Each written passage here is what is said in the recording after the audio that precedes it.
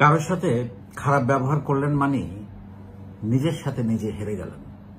এই বিষয়টা নিয়ে আজকে একটু বিস্তারিত আলাপ করব। তার আগে আপনাদের সবাইকে স্বাগত জানাচ্ছি নিজের বলার মতো একটা গল্প ফাউন্ডেশনের আজকের ভিডিওতে। আমি ইকবাল বাহার।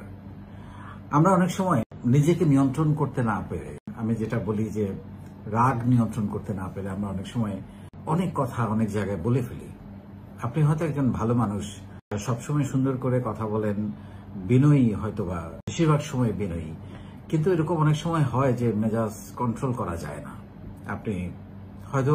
আপনি সঠিকই আছেন, কিন্তু ব্যবহারটা একটু খারাপ হয়ে গেছে, এটা হয়।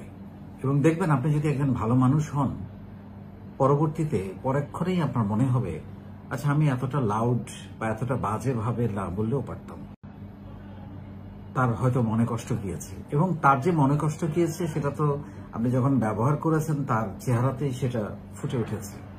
আবার তিনি যদি আপনার চেয়েও ভয়ঙ্কর ভাবে ব্যবহার করেন, তখন তাকে আপনার করুণা করা ছাড়া তো আর কিছু করার থাকবে না, কারণ আপনি তো অতটা খারাপ আচরণ করতে পারবেন না যদি আপনি একজন বিনয়ী মানুষ হন, ভালো মানুষ হন, পজিটিভ মানুষ হন।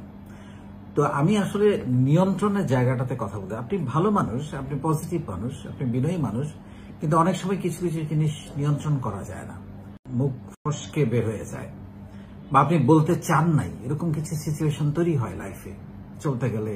সেটা কলিগের সাথে হোক, পরিবারের সাথে হোক, বন্ধু বান্ধবের সাথে হোক, বা যে কোনো জায়গায়, যে কোনো আড্ডায় হোক, হতে পারে। সেই ক্ষেত্রে যেটা করা দরকার, তাৎক্ষণিক তো আপনি আর কিছু করতে পারবেন না। আপনি একটু সময় নিয়ে, সেদিন হোক, তার পরের দিন হোক, বা তার পরের দিন হোক, সরি বলে ফেলেন। সরি বললে কেউ ছোট হয় না, বরং আপনার এই সরি বলাটা আপনাকে বড় করবে তার কাছে। সেও বুঝতে পারবে যে এই মানুষটা আসলে এভাবে বলতে চায় নাই, হয়তো বললে ফেলেছে। তো আমি আসলে যেটা বলার চেষ্টা করবো যে এই রিয়েলাইজেশনগুলো আপনি নিজের মধ্যে আনতে পারবেন যখন আপনি নিজের সাথে কথা বলবেন। আমি যখন বলি না আপনাদেরকে যে আপনার প্রতিদিন রাতে আয়নার দিকে তাকিয়ে নিজের সাথে কথা বলবেন যে আজ সারাদিন আমি কি করেছি, সেখানে তো একটা আছে যে আপনার লাইফের ভ্যালু এডিশনের জন্য আপনি কি করেছেন, সেখানে ওই কথাগুলোও আসবে যে আজকে সারাদিন আপনি কারোর সাথে কোনো খারাপ ব্যবহার করেছেন কিনা। আপনি যদি যে কোনো বিষয়ে কারোর সাথে খারাপ ব্যবহার করেন, আপনি তো আর অন্য সব সাধারণ মানুষের মতো হয়ে গেলেন। আপনার তো আর অসাধারণ হওয়ার বা আপনাকে অনেকের মধ্যে বেছে নেওয়ার কোনো সুযোগ থাকলো না। আপনি যখন আপনার মুখ দিয়ে একটা বাজে কথা বের হবে, আপনাকে খুবই অসুন্দর দেখাবে। কেউ নিজেকে অসুন্দর করতে চায় না, কিন্তু অনেক সময় নিয়ন্ত্রণের বাইরে চলে যায়, কারণ প্রত্যেকটা মানুষের মধ্যে রাগ আছে, আবেগ আছে, এবং এটা থাকা উচিত, ইমোশন আছে।